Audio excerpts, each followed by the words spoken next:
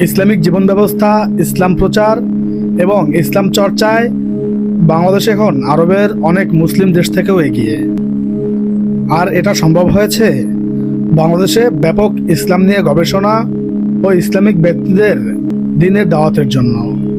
এখন বাংলাদেশ থেকে প্রতি বছরই বিশ্বের সেরা কোরআন তেলাওয়াতকারী সৃষ্টি হচ্ছে। আর এই সকল ইসলামিক স্কলার তৈরি করেছেন যারা, তারা কে কোন জেলা থেকে এসেছেন, কোন হুজুরের বাড়ি কোথায়, কোন জেলায়, কোন গ্রামে, আজ আমরা এই ভিডিওতে সেটি জানার চেষ্টা করব। তাহলে বন্ধুরা চলুন আর দেরি না করে শুরু করা যাক।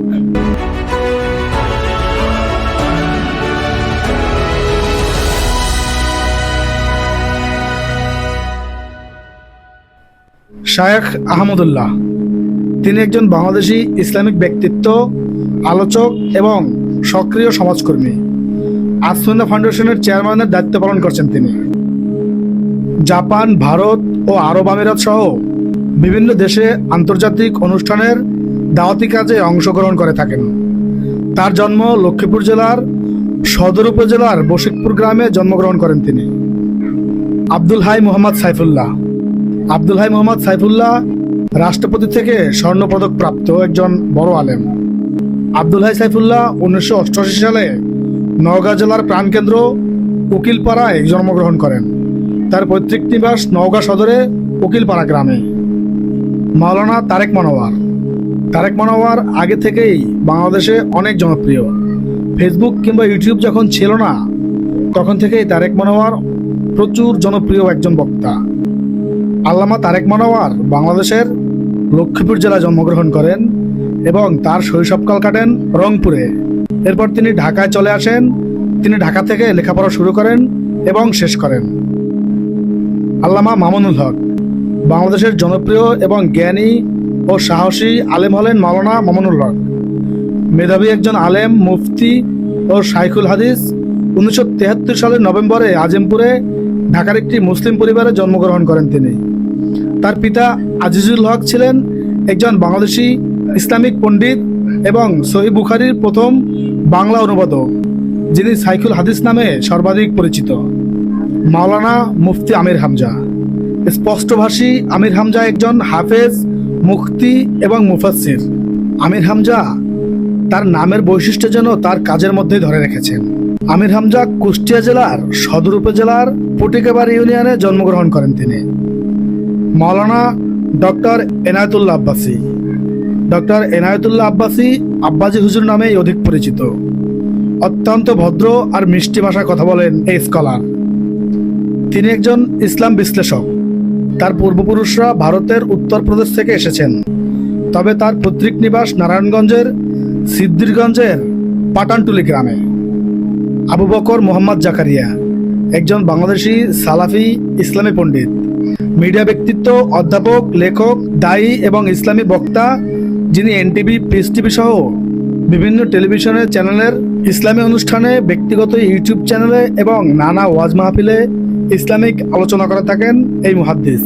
আবু বকর মোহাম্মদ জাকারিয়া 1969 পূর্ব পাকিস্তানের কুমিল্লা জেলার 14 গ্রামের মহকুমার ধনুসারা গ্রামের মজুমদারের একটি বাঙালি মুসলিম পরিবারে জন্মগ্রহণ করেন। আবু তোহা মোহাম্মদ আদনান, আবু তোহা মোহাম্মদ আদনান একজন ইসলামিক আলোচক, যার কথা বলার ভঙ্গিমার কারণে তরুণদের মাঝে দ্রুত গতিতে জনপ্রিয়তা অর্জন করেছেন। মূলত কোরআন ও বিশুদ্ধ হাদিস দিয়ে কিয়ামতের আলামত, দাজ্জাল এবং আসন্ন মালহামা নিয়ে আলোচনা করে জনপ্রিয়তা অর্জন করেছেন আবু তোহা মোহাম্মদ আদনান। তার পৈতৃক বাড়ি রাজশাহী হলেও রংপুরের নানা বাড়িতেই বড় হয়েছেন আবু তোহা। তিনি রংপুর নগরীর সেন্ট্রাল রোডের আহলে হাদিস মসজিদ এলাকার বাসিন্দা। শায়েখ আব্দুর রাজ্জাক বিন ইউসুফ, তিনি বাংলা ভাষাভাষী আলেমদের মাঝে একজন সর্বজনীন গৃহীত বক্তা হিসেবে স্বীকৃত, যিনি ডাক্তার জাকির নায়েকের পিস টিভিতেও নিয়মিত লেকচার দিয়ে থাকেন। তিনি এ পর্যন্ত সৌদি আরব, দুবাই, ভারত, মালদ্বীপ সহ পৃথিবীর বিভিন্ন দেশের প্রোগ্রামে অংশগ্রহণ করে থাকেন। আব্দুর রাজ্জাক বিন ইউসুফ বাংলাদেশের উত্তরাঞ্চলের জেলা চাঁপাইনবাবগঞ্জের দেবীনগর উপজেলার অধীনে মাওলা বক্স হাজিরতলা গ্রামের একটা মুসলিম ধার্মিক পরিবারে জন্মগ্রহণ করেন। মাওলানা মিজানুর রহমান আল আজাহারি ডক্টর মাওলানা মিজানুর রহমান আল আজহারি বাংলাদেশের মুসলিম, বিশেষত তরুণ মুসলিম সম্প্রদায়ের কাছে সবচেয়ে জনপ্রিয় ইসলামিক বক্তা। তিনি মিশরের বিখ্যাত আল আজহার বিশ্ববিদ্যালয়ের একজন গর্বিত ছাত্র। এই বিশ্ববিদ্যালয়ে পড়াশোনা করার কারণে তার নামের শেষে আজাহারি টাইটেলটি ব্যবহার করে থাকেন।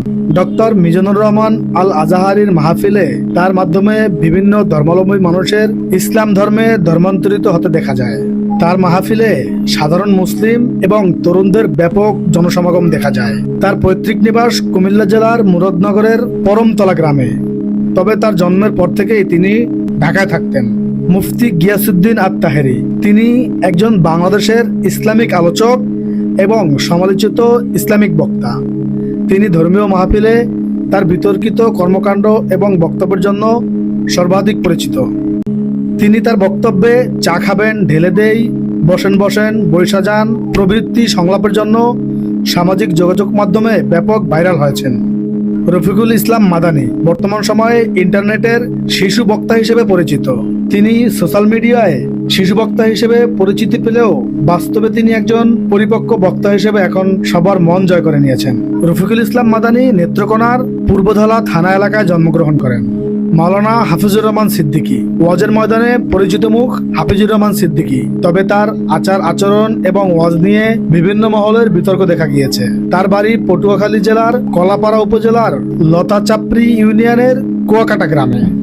মুফতি কাজী ইব্রাহিম, মুফতি কাজী ইব্রাহিম বাংলাদেশের একজন ইসলামিক বক্তা এবং জনপ্রিয় ইসলাম প্রচারক। তিনি শুধু বাংলাদেশেই নয়, বিশ্বের বিভিন্ন দেশেই ওয়াজ মাহফিল করে থাকেন এবং জনপ্রিয়তা অর্জন করতে সক্ষম হয়েছেন। তার দাদা ছিলেন নোয়াখালী আলিয়া মাদ্রাসার প্রতিষ্ঠাতা প্রিন্সিপাল, তবে তিনি বর্তমানে ঢাকায় বসবাস করছেন।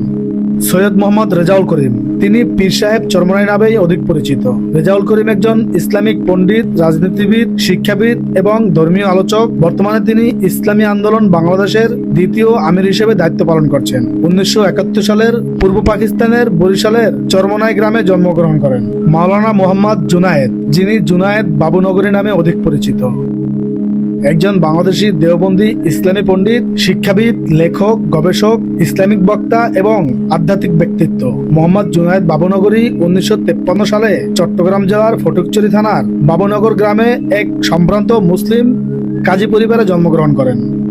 মাওলানা আবরারুল হক আসিফ, ফেসবুকে অত্যন্ত জনপ্রিয় মুখ আবরারুল হক আসিফ অনেকটা মিজানুর রহমান আল আজহারিকে কপি করেই জনপ্রিয়তা অর্জন করেছেন। এই বক্তা জন্মগ্রহণ করেন বাগেরহাট জেলার মোল্লাপাড়া কামালপুর এলাকায়। তবে জানা গিয়েছে তিনি রাজশাহী কামরুজ্জামান পার্কের সামনে বর্তমানে অবস্থান করেন এবং সেখানেই থাকেন। রাজশাহীর জিয়াপাড়া জামে মসজিদের একজন খতিব হিসেবে কাজ করে আসছেন। বন্ধুরা, এই ছিল আজকের আয়োজন। ভিডিওটা যদি আপনাদের কাছে ভালো লেগে থাকে, অনুরোধ করব একটা লাইক দিয়ে কমেন্টে আপনার মতামত জানাবেন। আপনি যদি এমন ভিডিও আরো দেখতে চান তাহলে অনুরোধ করব চ্যানেলটিকে সাবস্ক্রাইব করে পাশে থাকবেন। তাহলে বন্ধুরা, আজ এ পর্যন্তই। দেখা হবে অন্য কোনো ভিডিওতে। সে পর্যন্ত ভালো থাকুন। আল্লাহ হাফেজ।